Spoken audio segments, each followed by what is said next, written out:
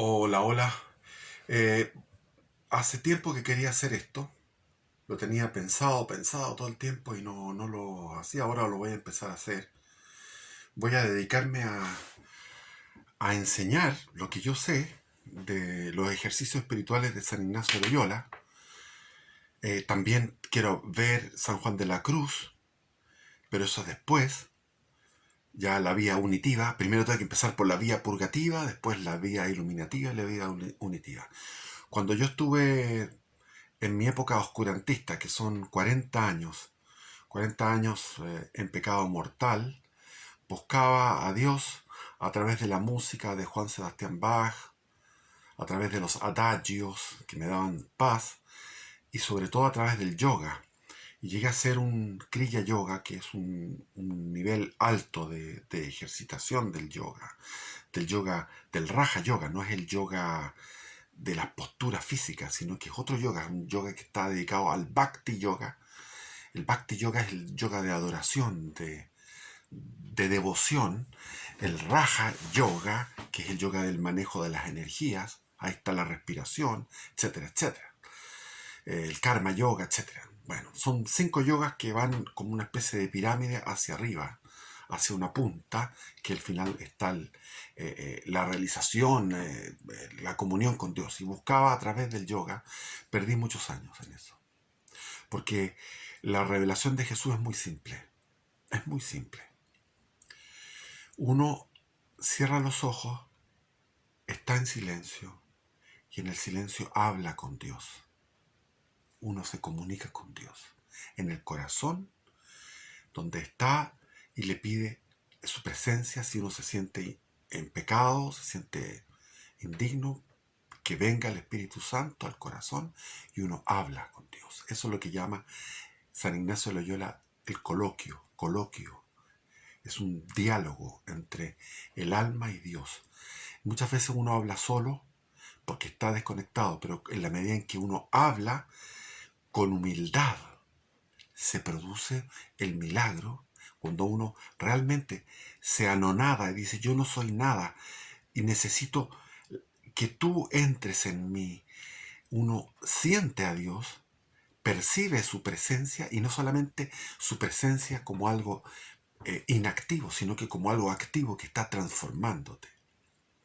Entonces voy a dar lectura a lo que es consejos espirituales, lineamientos de lo que es lo que son los ejercicios espirituales. Esto fue un trabajo que yo hice modernizando el lenguaje del libro de los ejercicios espirituales, que es del siglo XVI, con un español antiguo, y priorizando algunos textos de otros. Y eso es lo que voy a dar lectura ahora. Y comenzamos. Ejercicios espirituales de San Ignacio de Loyola. Resumen práctico y modernizado. Qué fea la palabra modernizado, pero bueno. Instrucciones para hacer buena elección. Primero, tener presente la finalidad de nuestras vidas. En toda buena elección, la intención debe ser pura, solamente mirando nuestro fin, cuál es la imitación e identificación con Cristo Jesús, y así servir a Dios. De este modo, cualquier cosa que yo elija debe ser para que ayude a este fin. No debo subordinar el fin al medio, sino el medio al fin. Hay muchos que eligen casarse primero, lo cual es medio, y después piensan servir a Dios en el matrimonio. Lo, lo de servir a Dios es fin. Asimismo, hay otros que primero piensan en tener un cargo lucrativo, lo cual es un medio, y después, secundariamente, servir a Dios en él, lo cual es el fin. Dos ejemplos interesantes. De modo que estos no van derecho a Dios, estas personas, pero quieren que Dios venga derecho a sus ambiciones o sus deseos. Por esto caen en la trampa de hacer del medio fin. Y, o sea, hacer del fin un medio y del medio un fin. Hay una alteración de los fines y los medios. del fin, que es uno solo. Invierten el recto orden de las cosas, porque lo que debían tomar primero lo dejan para el último, que es el servicio de Dios. La devoción a Dios es lo primero. Por lo tanto, el ser humano ha de buscar de las cosas tanto cuanto le ayuden para el plan divino, y debe abstenerse de las cosas tanto cuanto le apartan de este fin. Y eso vemos casos extremos de San Juan de la Cruz, que decía, no me sirven los zapatos, entonces andaba descalzo, y caminaba descalzo 3 leguas, que las leguas son como 5 kilómetros cada una, son 15 kilómetros, para predicar, para absolver los pecados, para hacer su servicio espiritual, y sin embargo no ocupaba zapatos. Y decía, bueno, esta comida no me sirve para mi fin me sirve una comida austera y el ayuno. Entonces, si uno realmente empieza a tener un discernimiento de lo que le sirve para el fin, ve que todo lo que hay en la casa, por ejemplo, yo aquí tengo libros que no me sirven, los tengo aquí de adorno, no me van a servir leerlo, ni releerlo. Tengo, qué sé yo, un montón de cosas que uno va viendo que van quedando entre cosas y también ocupaciones que uno hace que no tienen ninguna utilidad para el fin al cual estamos llamados. Entonces, este es lo primero que hace para tener una buena elección es, en primer lugar, tener presente la finalidad de nuestras vidas. Después viene, el segundo punto es tener libertad de espíritu. Esto implica que debo procurar estar interiormente libre de todo apego desordenado, de tal manera que de mi parte, antes de conocer la divina voluntad, no valorice la riqueza en sí misma, el honor humano en sí mismo, los hábitos de una vida de placeres, etc. Solamente he de desear y elegir lo que más me conduce a cumplir para lo que yo he sido llamado, en concreto. Entonces, estamos claros que la finalidad es alabar, servir, dar reverencia, vivir en comunión con Dios, pero a veces hay que escoger, por eso estamos hablando de una elección. En la elección hay que tener libertad de espíritu, porque hay que escoger qué camino voy a tomar. Y para tomar un camino u otro, a veces hay 3 alternativas, 2, 3, 4 o 2 alternativas, tengo que tener libertad de espíritu. Y la libertad de espíritu es no estar apegado a algo. Cuando uno tiene un afecto, un amor hacia algo. Por ejemplo, yo digo, voy a dejar esta casa o Dios quiere que yo deje esta casa. Si Dios, o sea, para poder tener eso tengo que estar desapegado de la casa. Si no, la quiero mucho, me encanta esta casa, pero debo estar con libertad de espíritu, es decir, sin apegos, sin afectos. ¿Tengo que dejar a esta mujer o tengo que seguir con esta mujer? Tengo que estar desligado del afecto, que Dios me diga, ¿es esta mujer o no? ¿Me entienden?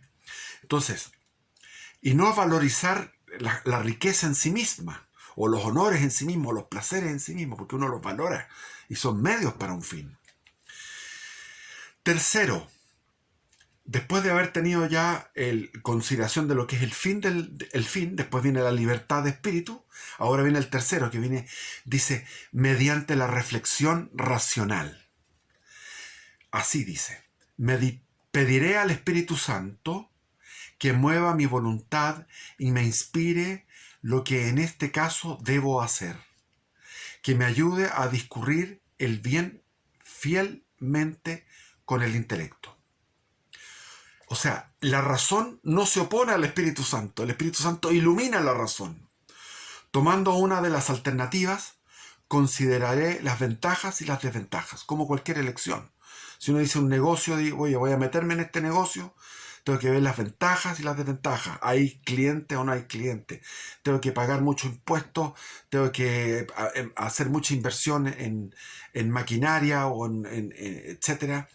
tengo que tener muchos empleados, podré llegar a tener una cantidad de plata para esos empleados. Entonces estoy analizando las ventajas, los pros y los contras. Es un análisis racional de las ventajas y las desventajas. Y lo mismo ante la otra alternativa. Decir, no, en realidad esta plata yo la voy a meter, en vez de meterme en un negocio, la voy a meter en un fondo mutuo o en un depósito a plazo. Entonces ahí lo mismo ante la otra alternativa. Consideraré sus ventajas o desventajas o peligros.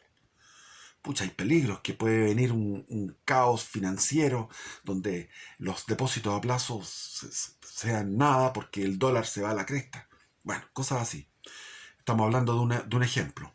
Luego de haber discurrido y razonado sobre todos los aspectos de la cosa planteada, miraré dónde se inclina más la razón.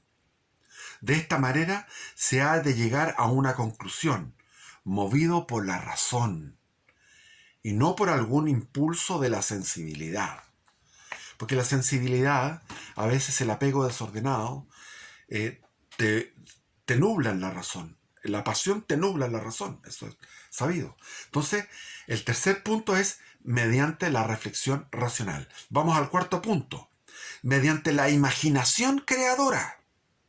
¿Qué es esto? O sea, el primer punto era tener presente la finalidad de nuestras vidas. Segundo punto, libertad de espíritu. Tercer punto, mediante la reflexión racional. Cuarto, mediante la imaginación creadora. El amor que me mueve y me hace sentir una cosa u otra desciende de arriba. Entonces, considerar que el amor que me mueve y me hace sentir una cosa u otra descienda de arriba, del Espíritu Santo. Entonces viene ahora una imaginación. Imaginarme a un ser humano que nunca he visto ni conocido. Deseando yo toda su perfección, me preguntaré, ¿qué le aconsejaría elegir para el mayor bien de su vida? Tomaré para mí el consejo que le daría a otro. Es decir, si yo estoy pensando que voy a hacer el negocio, o me voy a casar con esta mujer, o quiero dejar esta casa e irme, qué sé yo, a España, que cualquier elección que yo esté pensando, pensar en otro ser humano y pensar qué es lo que le aconsejaría yo a él. O sea, yo ponerme fuera de mí y darle un consejo. Y ese consejo es el consejo que me daría a mí mismo. Imaginarme en el trance de la muerte, cuando me estoy muriendo. Poner los pies y la cabeza contra la pared y un mueble. Te pones los pies en la pared como que estuvieras en un ataúd. Contra la pared, en la cabeza y un mueble en los pies. Y ahí imaginarme que estoy asemejando a la sensación de un ataúd. Y preguntarme, ¿qué resolución querré entonces haber tomado en este momento? A ver, estoy muriéndome. ¿Qué era mi mejor elección en este momento? ¿Cuál era lo mejor que debería haber elegido en ese momento? Después de haber hecho ya la parte racional. Esta es la parte de la imaginación creadora. Tomaré entonces esta resolución. Después viene otra imaginación, imaginándome en el mundo celestial, sometido a los jueces divinos. Me preguntaré, ¿cómo querré entonces haber deliberado acerca de la cosa presente? Me imagino ante el tribunal divino, 3 jueces divinos que están ahí, ángeles, que me dicen, usted tomó esta determinación y perjudicó la salud de su alma y tiene que ir al purgatorio por 20 años por esta mala decisión. Entonces uno está imaginándose en el mundo celestial sometido a los jueces divinos.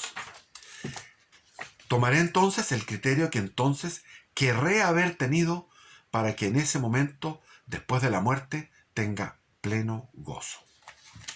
Que llegue con la mejor conciencia al tribunal divino. Esas son 3 imaginaciones. Primero pensando en otra persona, después pensándome en el momento de la muerte y después en el mundo celestial, cuando viene el tribunal divino. Y ahí que terminan los consejos,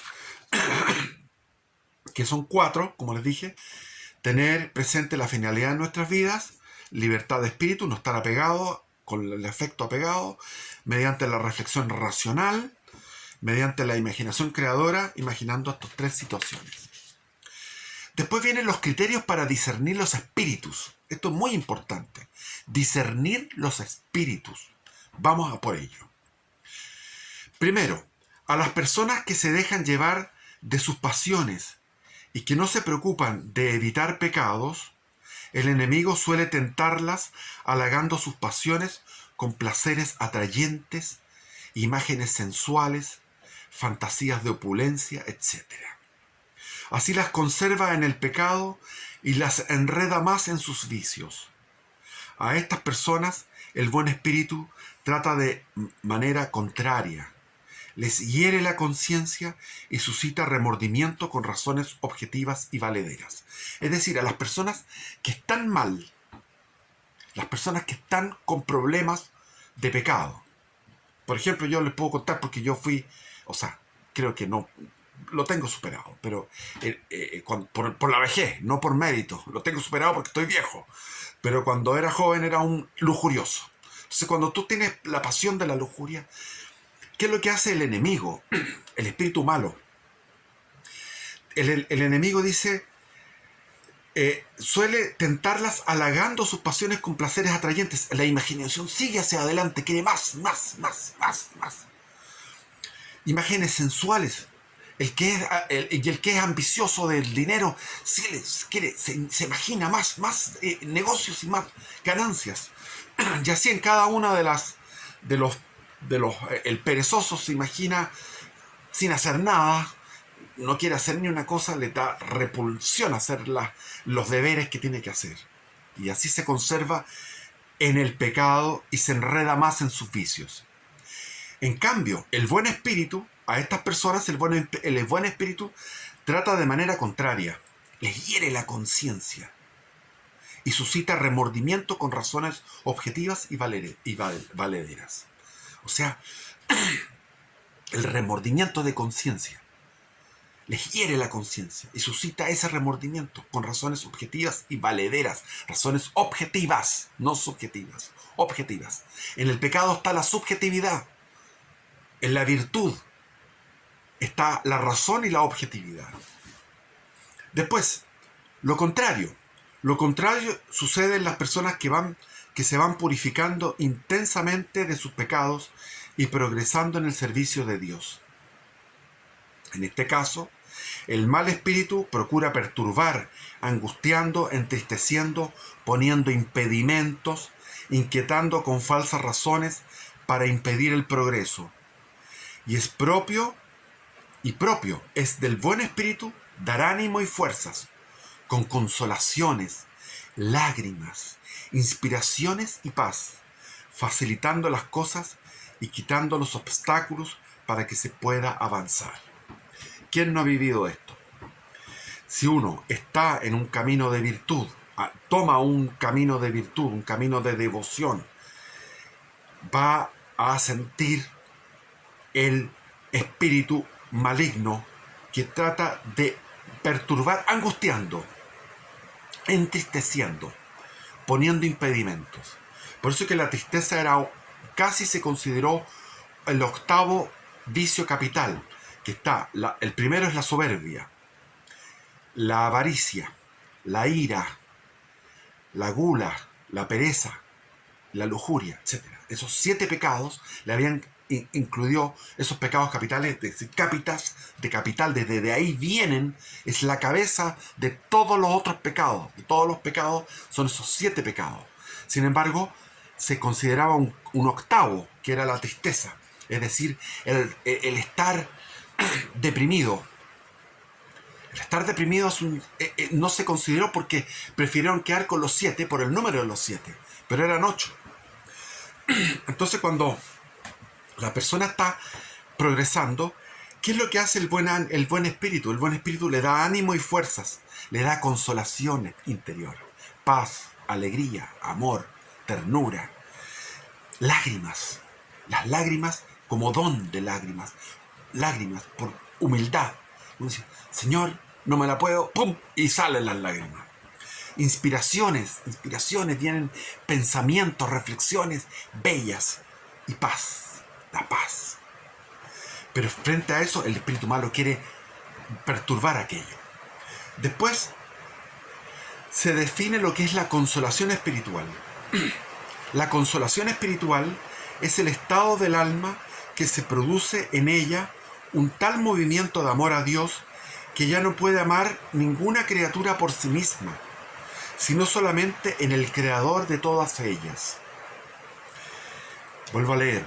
La consolación espiritual es el estado del alma cuando se produce en ella un tal movimiento de amor a Dios que ella no puede amar ninguna criatura por sí misma, sino solamente en el Creador de todas las criaturas. También cuando corren lágrimas de amor. Eso lo escribe San Ignacio de Loyola porque tenía él el don de lágrimas. Hacía misas, mientras estaba en la misa le venían lágrimas de amor. En resumen, es consolación todo aumento de esperanza, de fe y amor, las tres virtudes teologales. Aumenta la caridad, el amor a los demás. Cuando uno está amando a los demás, está consolado. La esperanza no se quiebra, no se deprime. Fe, la fe inquebrantable. En resumen, es consolación todo aumento de fe, esperanza y amor, y toda alegría interior que atrae al alma hacia las cosas celestiales, aquietando y pacificando el espíritu. El que está en consolación, piense cómo se estará en la desolación que después vendrá, y prepárese tomando nuevas fuerzas para entonces. Importante, el que está en consolación, piense cómo se estará en la desolación que después vendrá, porque tenemos consolación y tenemos desolación, y prepárese tomando nuevas fuerzas para ese entonces, para ese futuro que viene. El que está consolado, procure en cuanto pueda ser humilde y sentir su propia debilidad, pensando qué poca cosa es en el tiempo de la desolación cuando no siente la gracia de la consolación. Es decir, tener la humildad cuando uno está consolado, de decir esto es una gracia, es un don de Dios, es como el agua que cae del cielo. En este momento está lloviendo fuertísimo, es algo gratuito, y no pensar que es por mérito. Y recordar que cuando uno está en desolación no es nada, anda deprimido, anda mal, no es nada. Y ahora viene la definición de la desolación espiritual. La desolación espiritual es todo lo contrario. Es decir, la oscuridad del alma, la turbación en ella, atracción hacia las cosas bajas y mundanas. Cuando uno está deprimido, tiene tendencia más a la obsesión de la gula para compensar la depresión, o a la pasión de la lujuria, o a la tacañería con la plata, etc. A la pereza también, a la ira, a estar iracundo porque anda uno frustrado. Entonces, en la desolación es todo lo contrario, es decir, la oscuridad del alma, la turbación en ella, atracción hacia las cosas bajas y mundanas. Mirar la televisión porque estoy desolado, me voy a ver tonteras, idioteces de la televisión. Inquietud producida por abundantes y variadas agitaciones y tentaciones que mueven a desconfianza, desesperación y frialdad.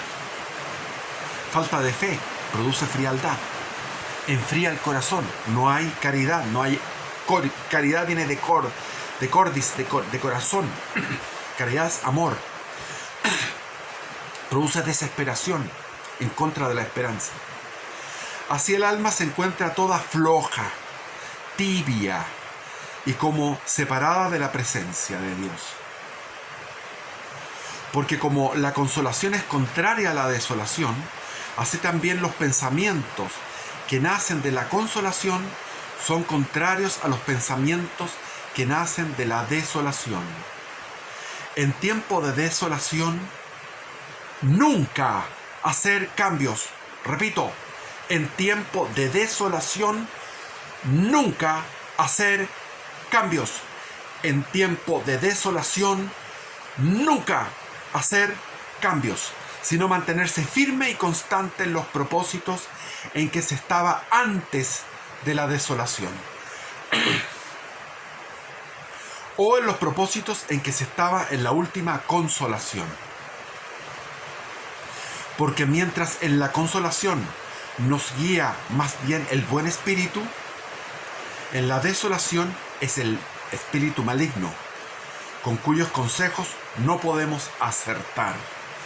Con cuyos consejos no podemos acertar. Aunque en la desolación no debemos cambiar los propósitos anteriores, es muy provechoso inclinarnos fuertemente contra la misma desolación. ¿Cómo lo podemos hacer? Podemos hacerlo insistiendo en más plegarias, o sea, orar. Apaga la tele, ora. Apaga el YouTube, ora. Meditación, examen de conciencia, oración, meditación. Y aumentando la mortificación ascética según sea el provecho. Voy al refrigerador, lo cierro. No, ¿qué cuesta? Quiero comer ese manjar. No. En la desolación el devoto no debe considerar que Dios lo pone a prueba para que resista con sus fuerzas naturales a las agitaciones y tentaciones del enemigo, sino en realidad el devoto debe tener certeza que puede resistir solo con el auxilio del Espíritu Santo, aunque no lo sienta claramente. Repito, en la desolación el devoto no debe considerar que Dios lo pone a prueba para que resista con sus fuerzas naturales a las agitaciones y tentaciones del enemigo, sino, en realidad, el devoto debe tener certeza que puede resistir solo con el auxilio del Espíritu Santo, aunque no lo sienta claramente. En estos casos, el entusiasmo y fortaleza han sido retirados. Sin embargo, siempre queda la gracia residual. Siempre queda esa gracia residual, suficiente para vencer el mal. En la desolación, procure el ejercitante, el devoto, armarse de paciencia contra las dificultades que sufre. Piense que pronto vendrá la consolación, si es humilde, y haga esfuerzos en contra de la desolación, procurando aumentar las plegarias, como dije anteriormente. Piense que nunca le faltará la gracia suficiente para resistir a todos sus enemigos. Confíe en que va a haber gracia infusa, gracia santificante suficiente para resistir a todos los enemigos interiores. El origen de la desolación. Las causas principales que son origen de la desolación pueden reducirse a 3. Nuestra tibieza, pereza o negligencia en nuestros ejercicios espirituales. Así resulta que por nuestras faltas se aleja de nosotros la consolación espiritual. Otra causa, una prueba permitida por Dios para probar nuestro esfuerzo y cuán generosos somos en su servicio y alabanza, aun cuando falten las consolaciones y las gracias sensibles. Las gracias sensibles cuando uno siente como un caramelo la visita de Dios. Una tercera causa, una experiencia de que no depende de nosotros sentir devoción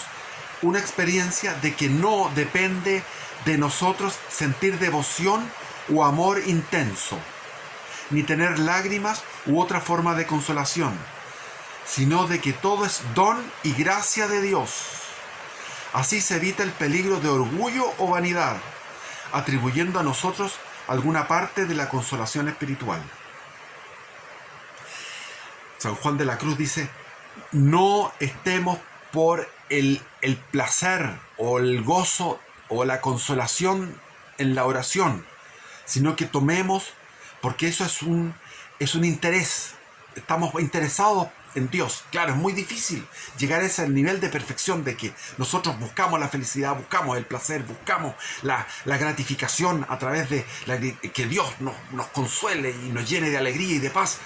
Pero dice San Juan de la Cruz. No, debemos incluso renunciar a ello, porque el amor tiene que estar purificado de ese deseo, porque si no es amor al caramelo de Dios, al dulce de Dios, pero no es el amor a Dios. El amor a Dios está en la cruz, está en la cruz. Por lo tanto, no podemos esperar el consuelo, sino que solamente el amor a secas, el amor en la cruz, que es el amor más verdadero. Después, lectura divina. Tomando la verdad revelada en las Sagradas Escrituras, podrá meditarla y descubrir por sí mismo alguna cosa que aclare o haga sentir más profundamente esa verdad. Será más provechoso para el devoto que si leyese un libro completo de autoayuda. Eso lo puse yo, porque actualmente está la autoayuda completa. Ese perro maldito. Que ladra, es un perro. ¡Lo odio! ¡Lo odio! Bueno, ahora se dan los libros de autoayuda, sobre todo en los años 2000, en los 90, en los 2000, las librerías estaban llenas de libros de autoayuda. La mejor libro de autoayuda son las Sagradas Escrituras. Abrirlas, sumergirse en las Sagradas Escrituras. Después dice entusiasmo. Si me siento muy fervoroso, debo ser prevenido y no tomar compromisos precipitados. Si me siento muy fervoroso, es un estado de un poco de euforia, debo ser prevenido y no tomar compromisos precipitados. Porque en momentos de fervor no solemos medir las propias fuerzas. Uno se cree macanudo cuando está eufórico. No obstante esto, al iniciar las meditaciones, aprovecha mucho entrar en ellas con grande ánimo y generosidad ante los llamados de Dios, ofreciéndole todo su querer y libertad para que el Señor se sirva de su persona y de sus bienes conforme a su santísima voluntad. Retiro y soledad. Los buenos resultados de la meditación estarán en relación con el recogimiento del devoto. Por eso es tan conveniente que se aparte de las funciones de la vida ordinaria, de las personas con las que se comunica, yendo a vivir en otro lugar durante el retiro. Así la mente del ejercitante no se dispersa, al contrario, se libera de las distracciones para concentrarse en el ejercicio del momento, en lo que tanto desea, que es conocer e iniciar el mejor servicio de Dios. En la soledad, el corazón del ejercitante se abre más a la acción de Dios en él. En la soledad, el corazón del ejercitante se abre más a la acción de Dios en él. En la soledad, el corazón y en el silencio, el corazón del ejercitante